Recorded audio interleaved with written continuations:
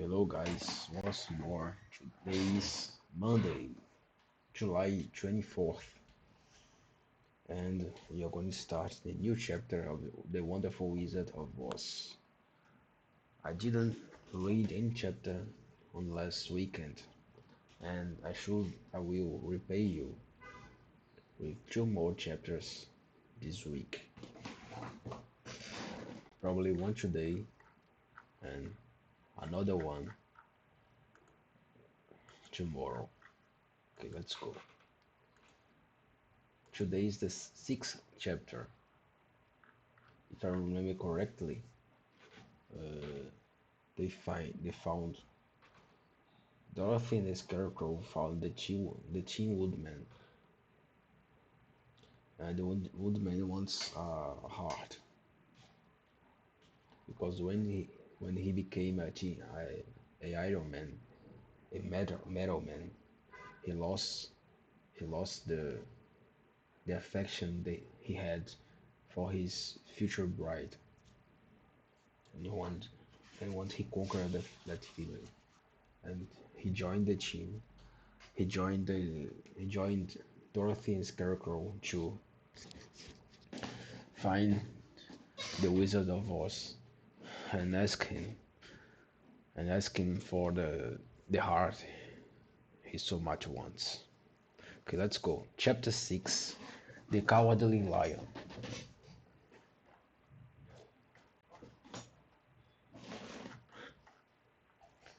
All this time, Dorothy and her companions. All this time, Dorothy and her companions had been walking through the thick woods.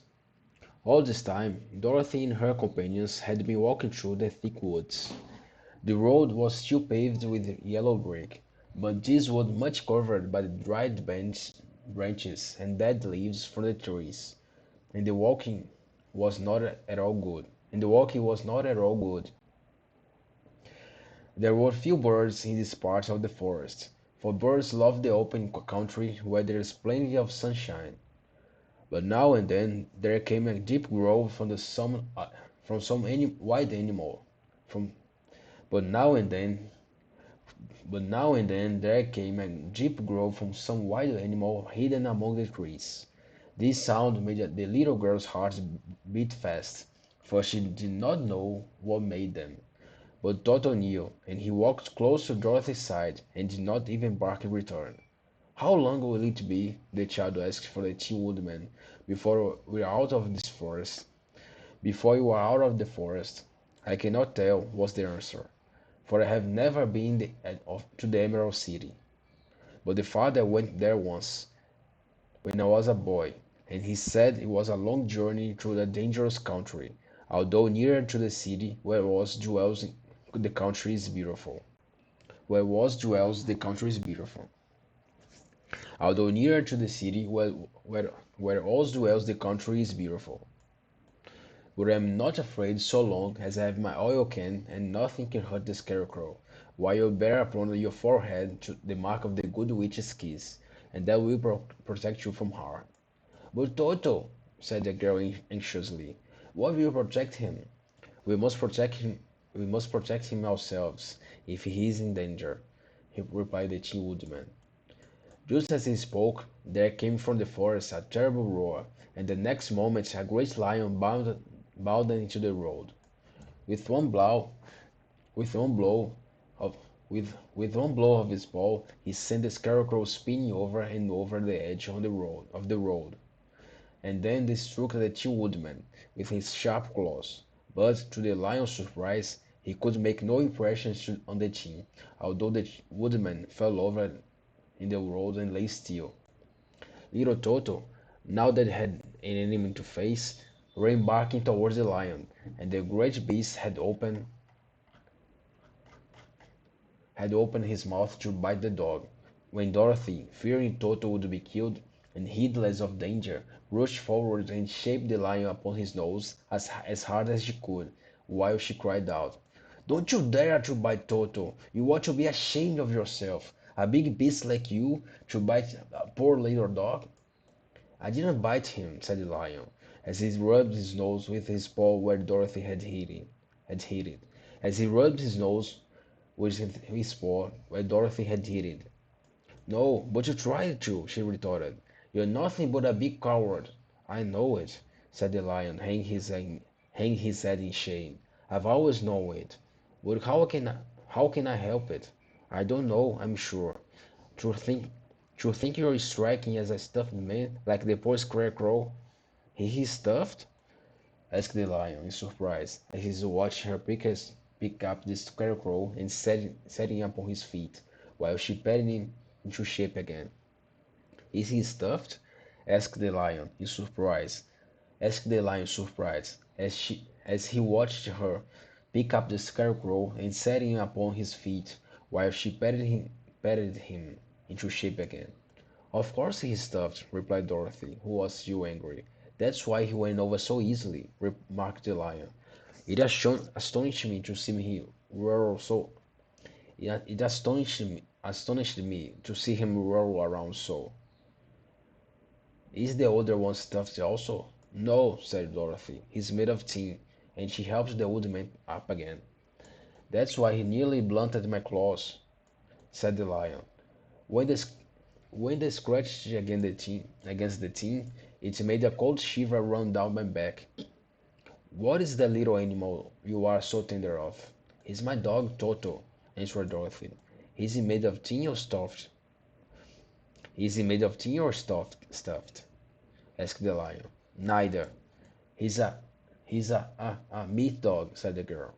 "Oh, he's a curious animal, and seems remarkably small now that I look at him. No one would think of biting such a little thing except a coward like me," continued the lion sadly. "What makes you a coward?" asked Dorothy, looking at the great beast in wonder, for he was as big as a small horse. "It's a mystery," replied the lion. "I suppose I was born that way. All the other animals in the forest naturally expect me to be brave, for the lion is everywhere thought to be the king of beasts. I learned that if I roared very loudly, every living thing was frightened and got out of my way.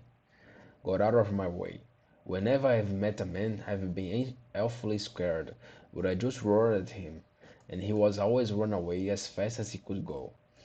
If the elephants and tigers and the bears had ever tried to fight me, I should have run myself. I'm such a coward. But just as soon as they hear me roar, they'll all try to get away from me, and of course I let them go.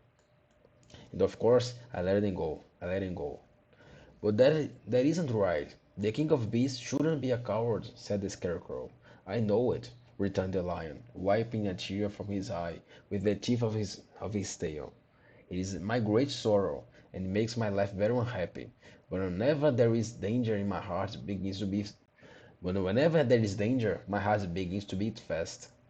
"Perhaps you have a heart disease," said the Tin Woodman.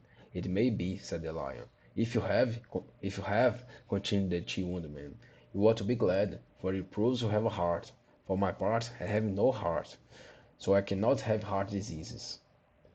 "Perhaps," said the lion thoughtfully, "if I have no heart, I should not be a coward." "Have you brains?" asked the scarecrow. "I suppose so. I've never looked to see," replied the lion. I'm going to the great Oz to ask him to give me some," remarked Scarecrow, "for my head is stuffed with straw." "And I'm going to ask him to give me a heart," said the old man. "And I'm going to ask him to send Toto and me back to Kansas," added Dorothy.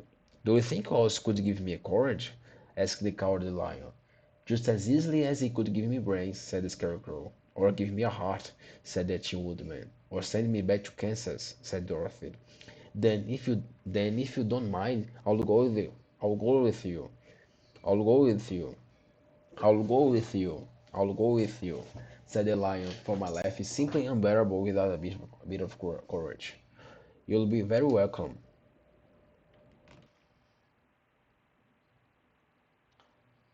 You'll be, you'll be very welcome, you'll be very welcome," answered Dorothy. "For you'll help me, for you help me, for you help to keep away the other wild beasts. For you help to keep away the other wild beasts. It seems to me they must be more cowardly than you, It seems to me that they must be more cowardly than you are if they allow you to scare them so easily. They really are, said the lion, but that doesn't make me any braver.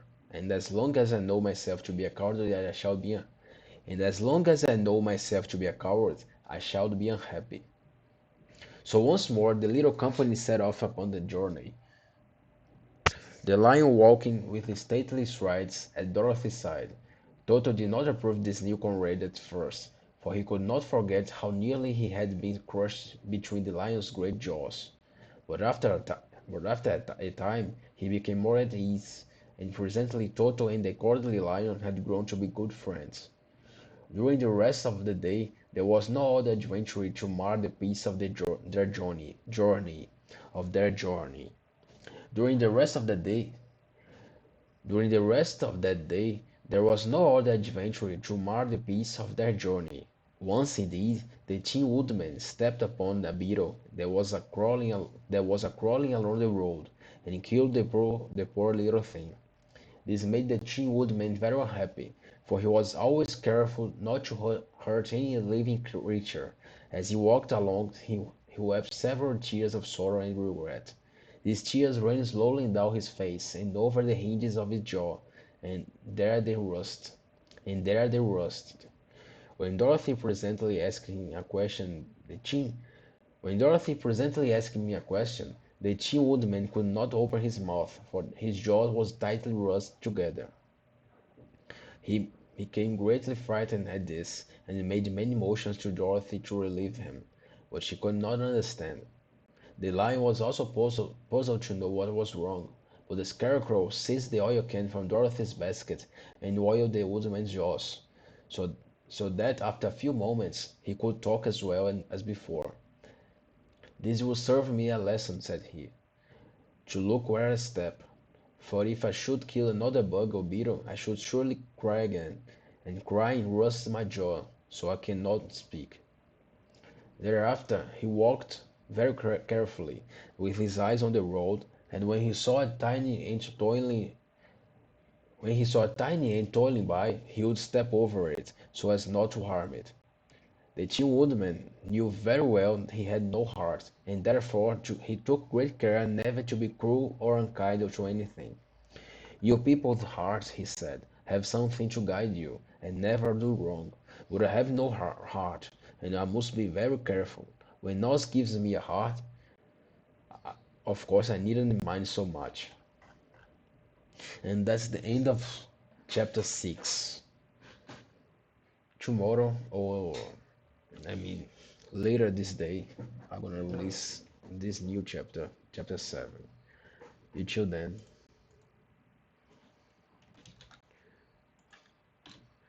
goodbye.